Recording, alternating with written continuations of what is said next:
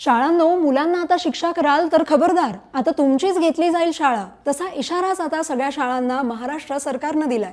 यापुढे विद्यार्थ्यांना शिक्षकांनी शाळेत विशिष्ट प्रकारच्या शिक्षा केल्या तर शाळेचा परवानाही रद्द होऊ शकतो, असा इशाराच सरकारनं दिलाय। सरकारने नवे विद्यार्थी सुरक्षा मार्गदर्शक नियम जाहीर केलेत। हे नियम काय सांगतात ते ऐका।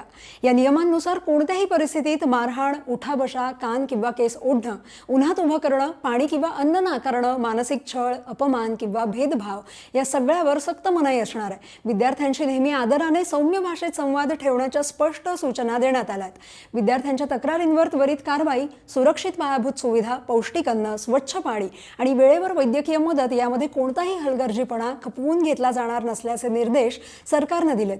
पण सरकारने हा असा नियम मध्येच का काढला, तर याला कारण ठरली आहे वसईची एक शाळा, ज्या शाळेत उशिरा पोहोचण्याची चूक 6वीच्या एका चिमुकलीसाठी शेवटची ठरली।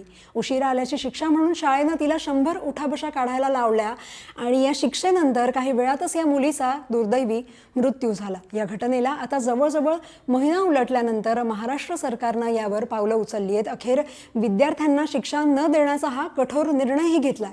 शालेय शिक्षण विभागाने नेमलेल्या चौकशी समितीच्या अहवालानंतर संबंधित शाळेचा परवाना रद्द करण्यात आला। शाळेची नोंदणीही रद्द करण्यात आली आहे। यामागचं कारण म्हणजे चौकशीत धक्कादायक बाबी समोर आल्या। RTE कायद्यानुसार शारीरिक शिक्षेला बंदी असतानाही शाळेत विद्यार्थ्यांना शिक्षा दिली जात होती।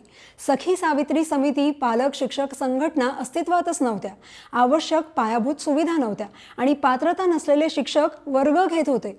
पण अशा जीवघेण्या प्रकारामुळे अखेर सरकारलाच शाळांसाठी असा नियम बनवावा लागलाय।